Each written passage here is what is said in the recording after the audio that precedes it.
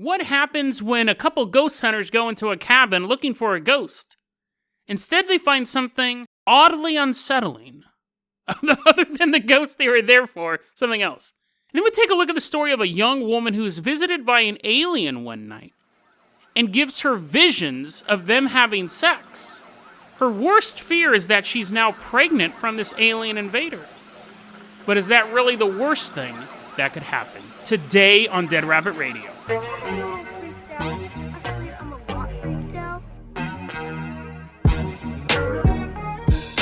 Hey everyone, welcome back to another episode of Dead Rabbit Radio. I'm your host, Jason Carpenter. I'm having a great day. I hope you guys are having a great day too. We got a ton of stuff to cover, so we're going to slide right into this. First off, let's give a shout out to one of our legacy Patreons. Riding in on a giant hog is Steve Jones. Steve Jones is like, what? He's like bewildered. I was sitting in my office, now I'm on a hog. But we're going to clap for him anyways. He's riding this hog in. Steve, you're going to be our captain, our pilot this episode, our big pilot this episode.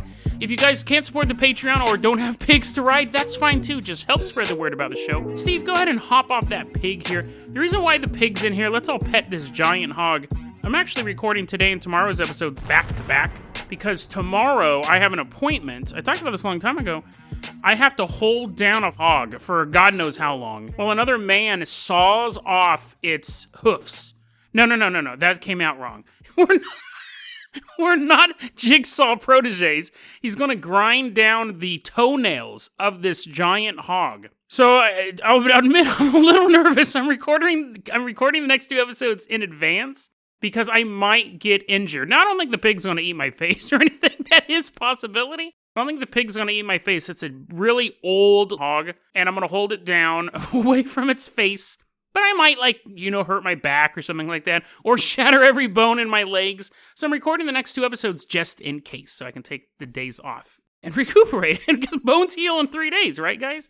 So, Steve, thank you for riding this hog in. We're going to leave this big old pig at Dead Rabbit Command, and I'm going to toss you the keys to the Jason Jalopy. We are leaving behind Pigville, USA, a.k.a. formerly Dead Rabbit headquarters. We're headed out to Illinois. Beep, beep.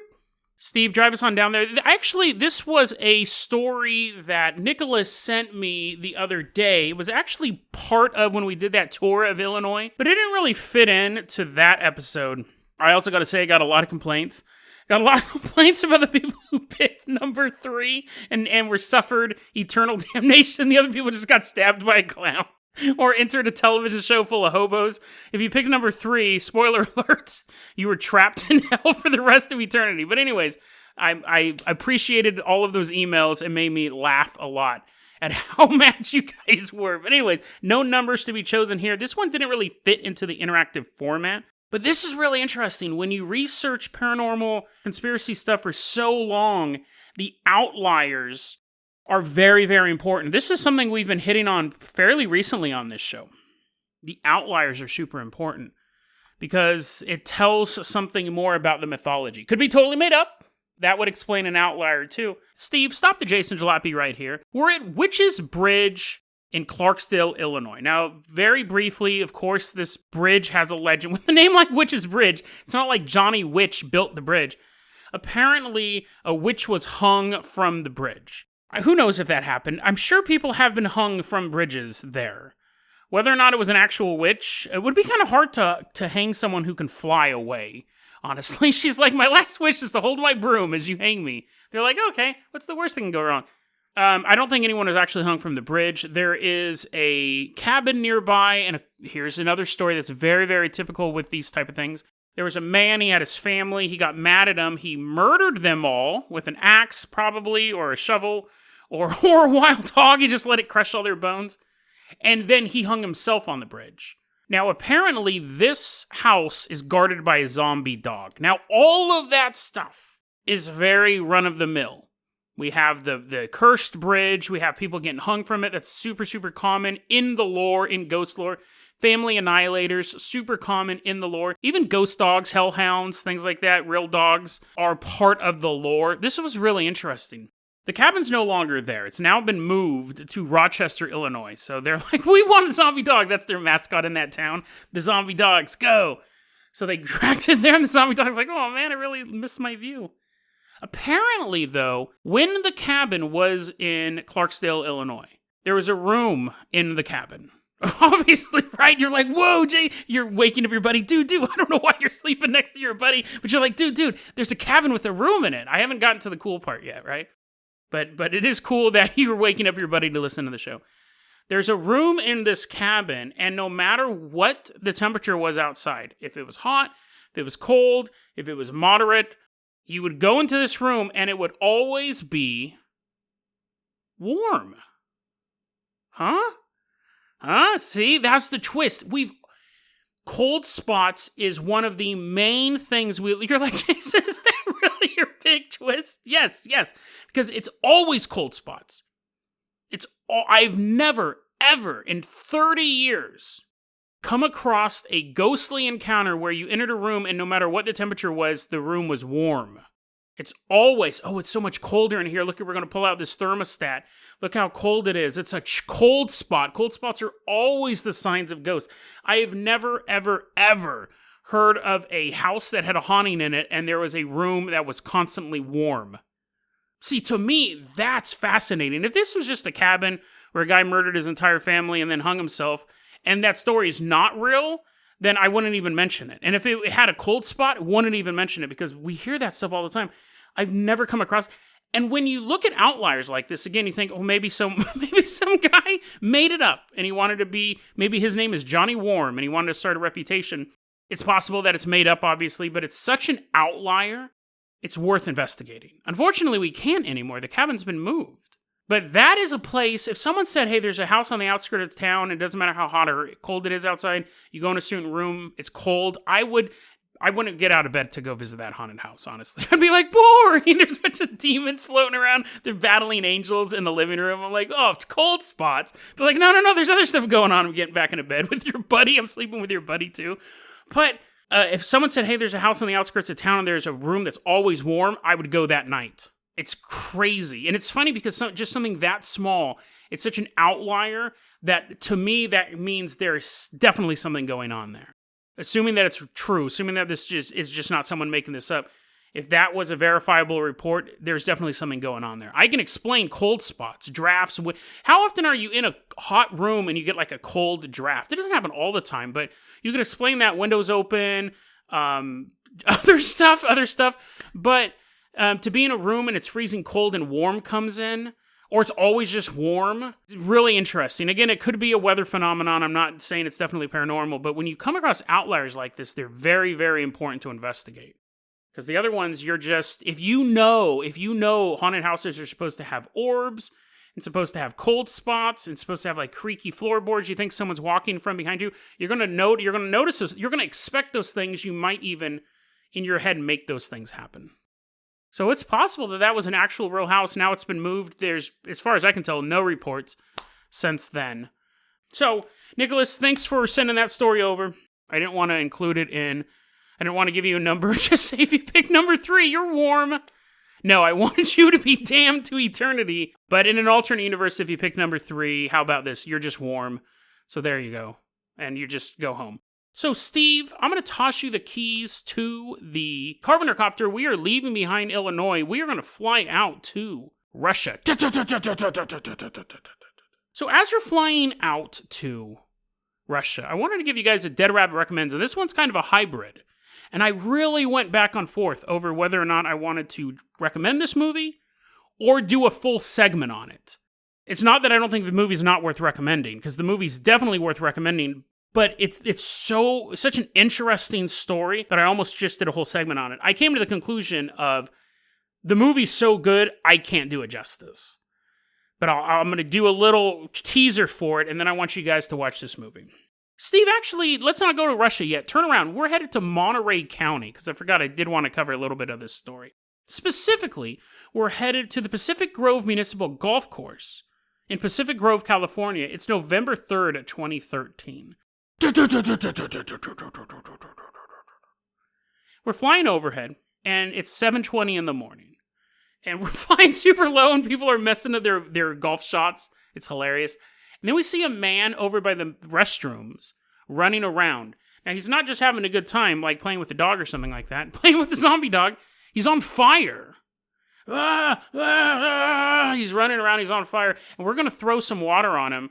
But by the time we get there, he's already dead. His name was Richard Hafner. He's 56 years old. People at the golf course said that this fire was so intense when they could see this, they actually thought a building was on fire.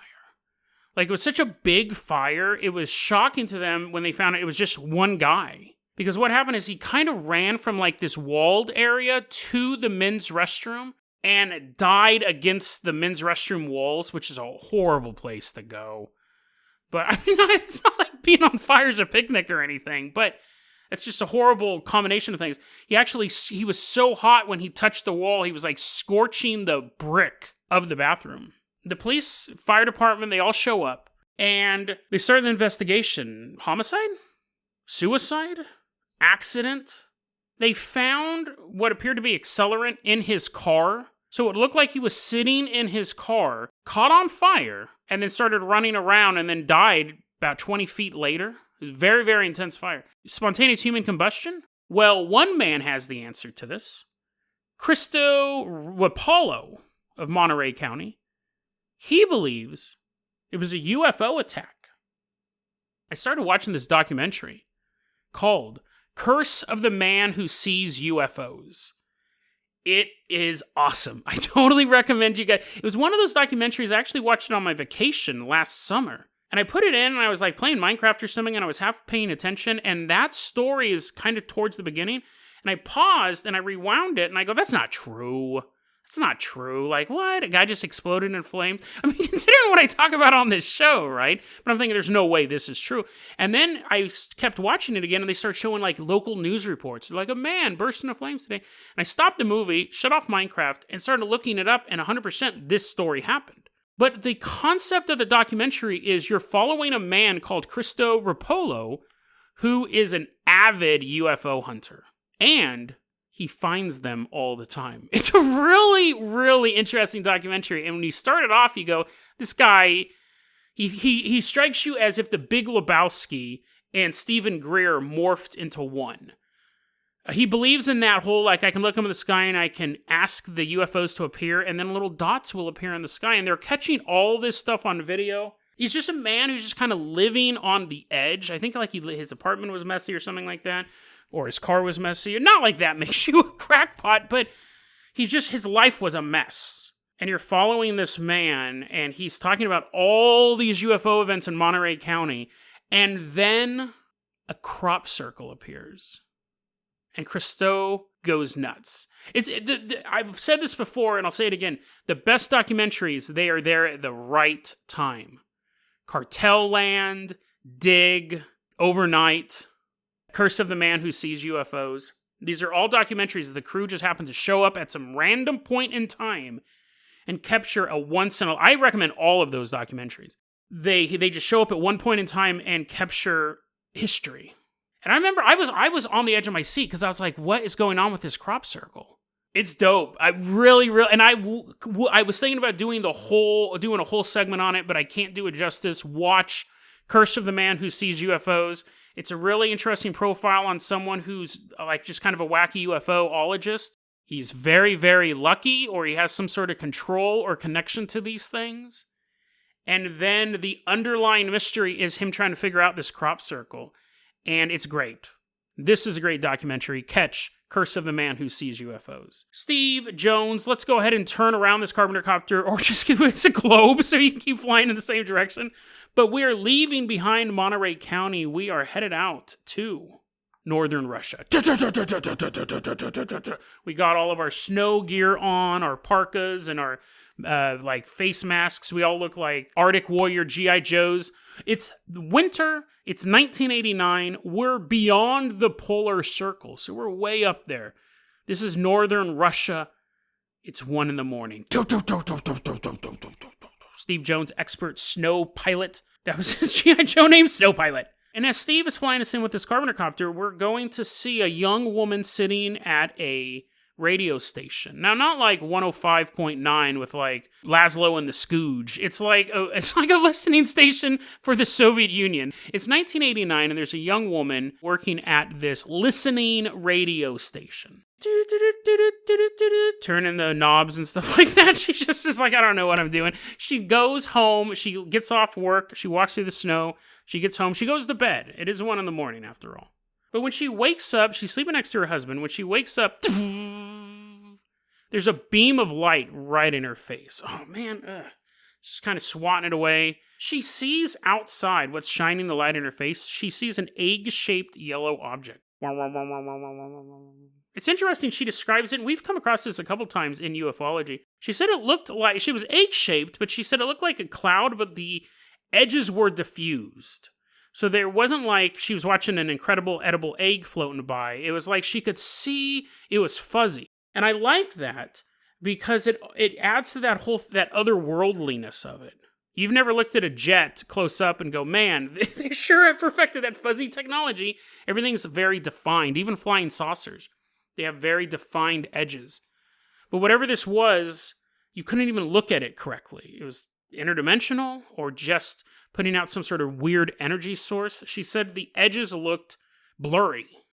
She sees a whitish shadow. Again, an interesting visual. A white shadow float out of the object. And as it's coming closer, she describes it as what we would describe a gray alien. 1989 Russia, that wouldn't have been really well known, especially that far away in Russia. That wasn't part of the social consciousness. But she describes big head, tiny body, giant eyes, gray alien.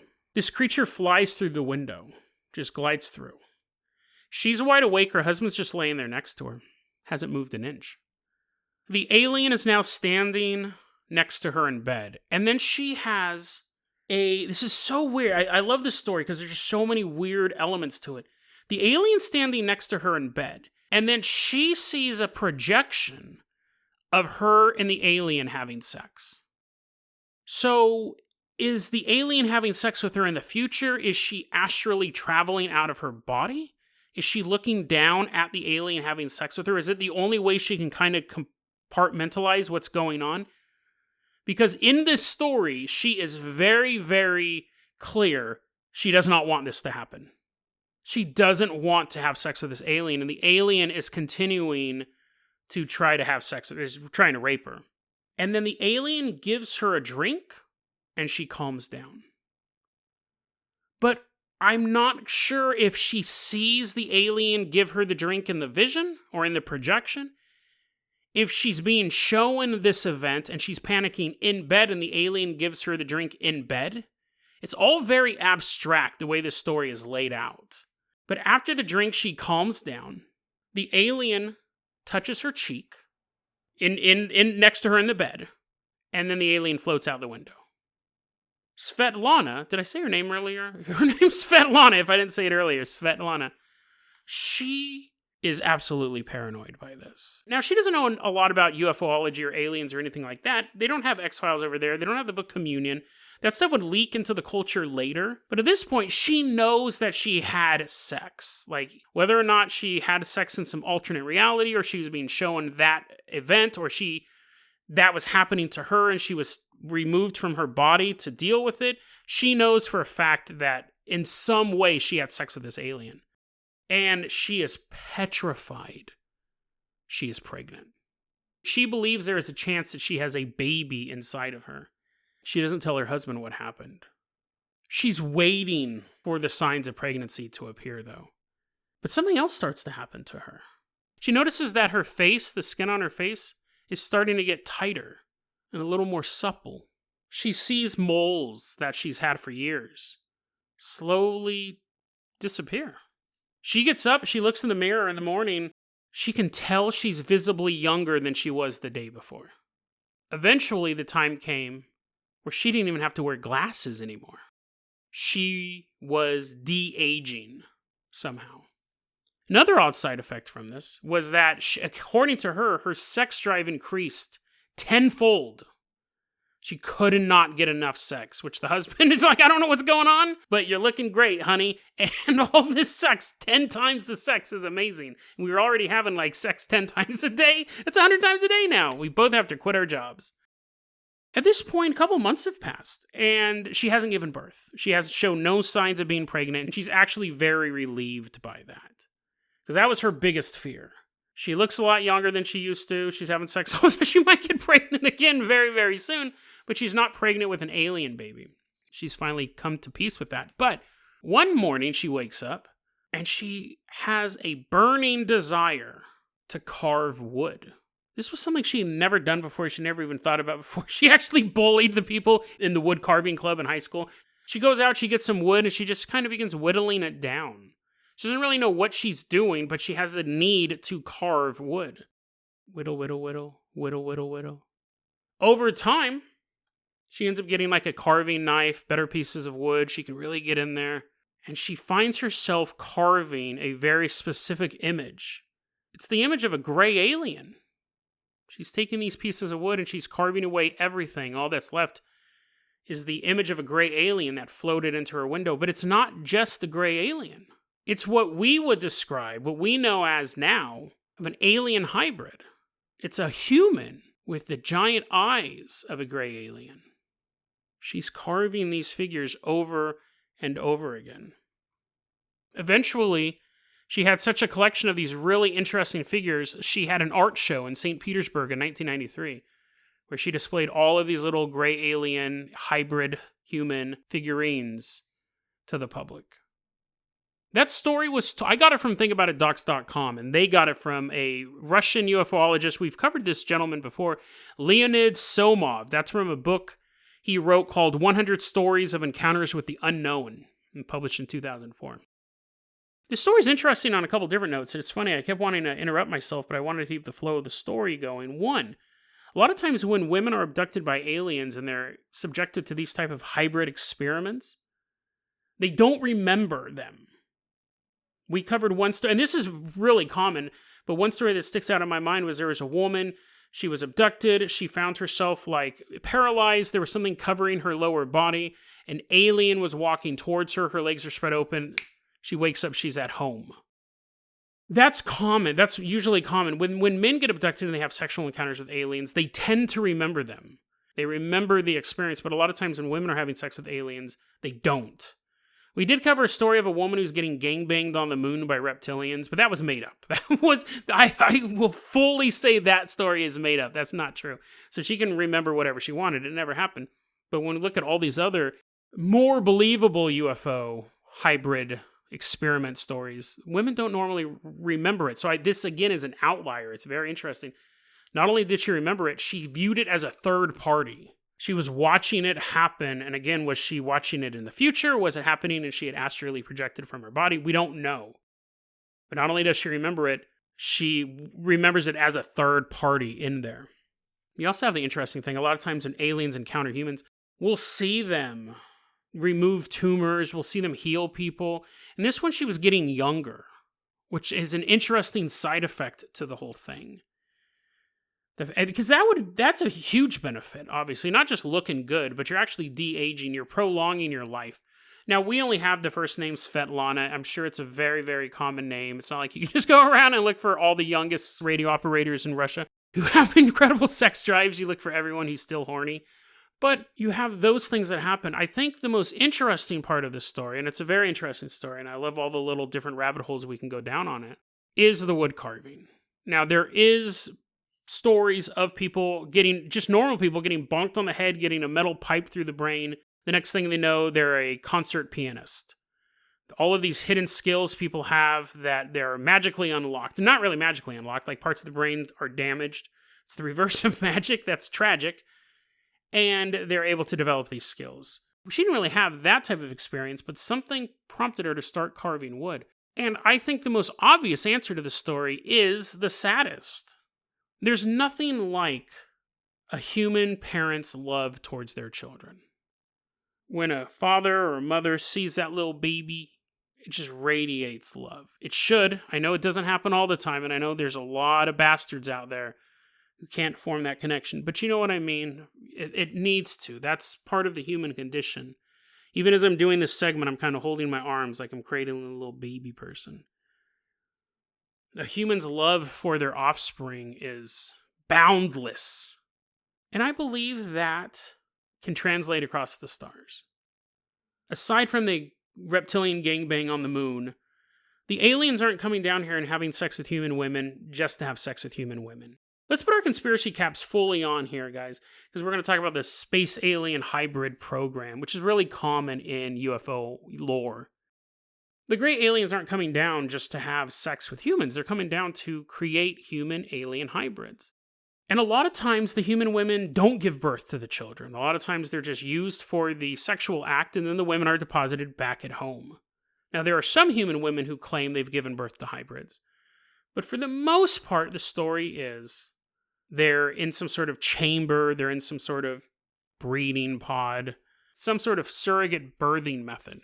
So I believe Svetlana, while not pregnant herself, did have a alien hybrid child that she never saw, that she never held, she never kissed goodnight, never took it to its first day of space school, never got to do any of those things. But her motherly love reached across the stars and gave her the vision of her child. And not only gave her the vision of her child, but gave her the ability to see that child. She may never be able to see him in real life, but it gave her the ability to create art of a very specific purpose. The child wanted to visit its mom. The child wanted to make its presence known, but it couldn't. All it could do was reach across the stars and give its mother a memory of what it looked like. She turned that subconscious memory into art. The alien hybrid baby gave her a gift, and in return, that child was loved. Even if the mother didn't know that child existed, that child was loved. A parent's love can reach across the stars. It's never too far away to say, I love you. Is that a Hallmark card? That should be something. That should be like a phone commercial. Dead Rabbit, copyright. I copyrighted that. DeadRabbitRadio@gmail.com is going to be our email address. You can also hit us up at Facebook.com/DeadRabbitRadio. Twitter is at Dead Rabbit Radio. Dead Rabbit Radio is the daily paranormal conspiracy and true crime podcast. You don't have to listen to it every day, but I'm glad you listened to it today. Have a great one, guys.